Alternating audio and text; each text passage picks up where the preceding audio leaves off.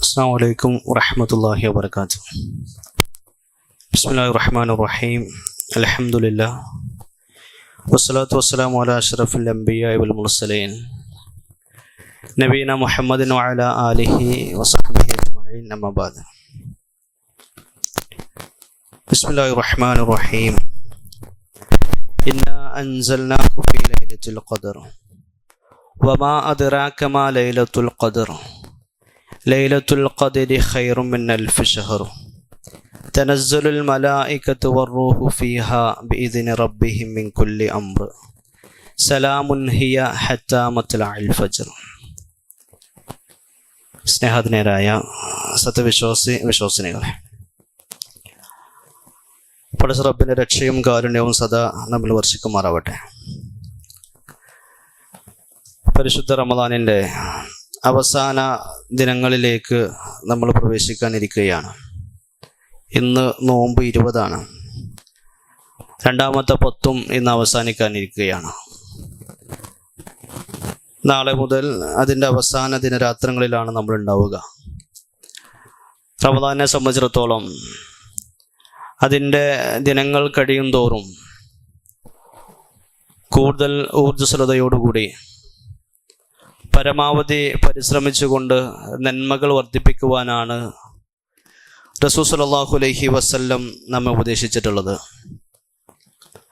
അതോടൊപ്പം തന്നെ അവസാനത്തെ 10 ദിനങ്ങൾ എന്ന് പറയുന്നത്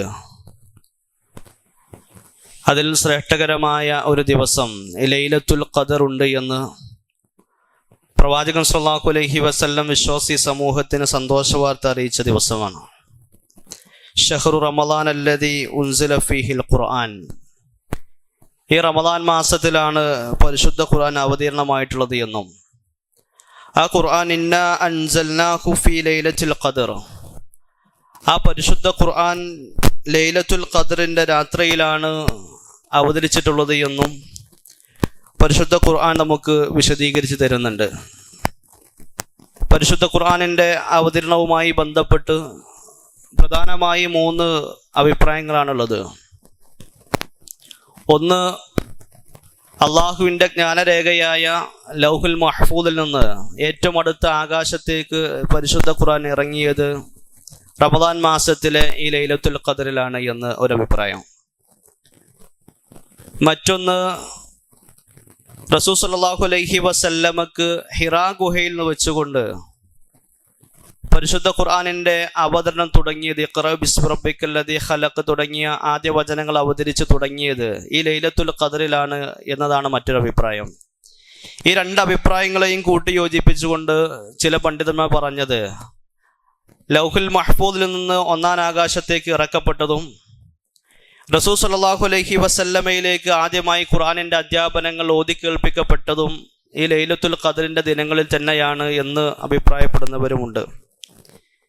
ഏതായിരുന്നാലും ഈ ലൈലത്തുൽ ഖദ്റിനെ സംബന്ധിച്ചിടത്തോളം അത് ഒരു മുസ്ലിമിനെ സംബന്ധിച്ച്, ഒരു വിശ്വാസിയെ സംബന്ധിച്ച്, റമദാനിൽ ജീവിക്കുന്ന ഒരു മനുഷ്യനെ സംബന്ധിച്ച് അവൻ്റെ ജീവിതത്തിൽ ഏറെ പ്രാധാന്യമുള്ള നന്മകളേറെ വർദ്ധിപ്പിക്കുവാനുള്ള വലിയൊരു അവസരമാണ് എന്ന്.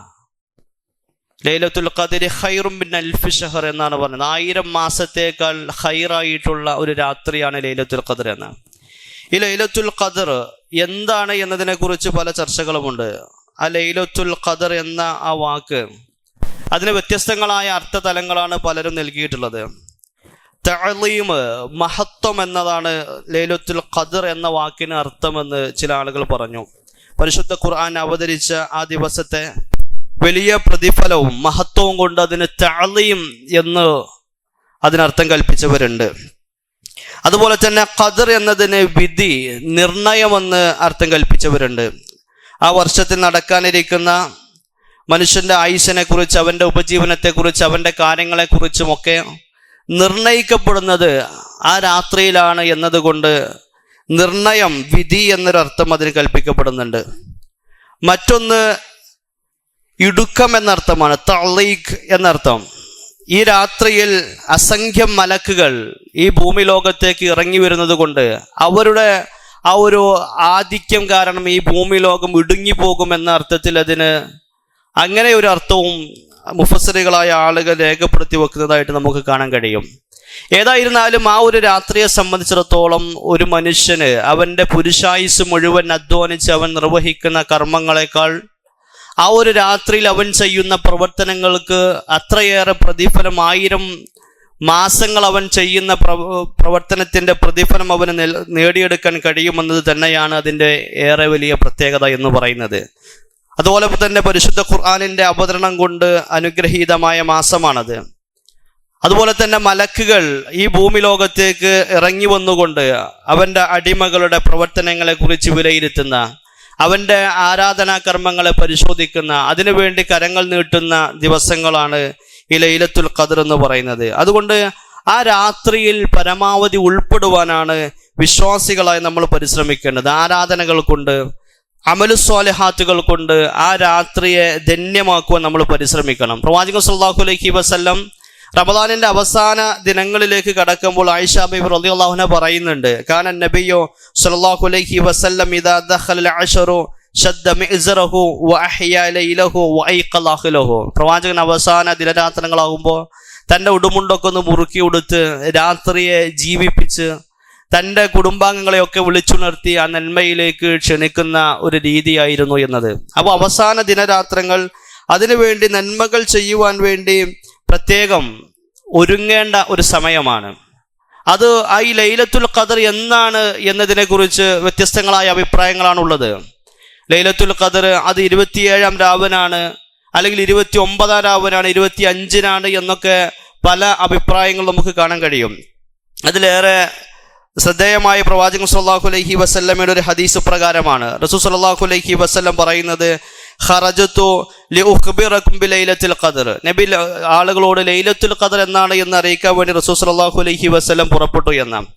ഫതലാഹ ഫുലാനും വഫുലാൻ ഫറുഫിഅത് വഅസ അൻ യകൂന ഖൈറൻ ലക്കും. പ്രവാചകൻ പറഞ്ഞു, ഞാൻ അത് സ്വഹാബിമാരെ അറിയിക്കാൻ വേണ്ടി ഇങ്ങനെ പുറപ്പെട്ടപ്പോൾ 2 ആളുകൾ തമ്മിൽ ഇങ്ങനെ കശപിശ കൂടുന്നത്, അവരിങ്ങനെ കച്ചറ കൂടുന്നത് പ്രവാചകൻ സല്ലല്ലാഹു അലൈഹി വസല്ലം കാണുകയാണ്.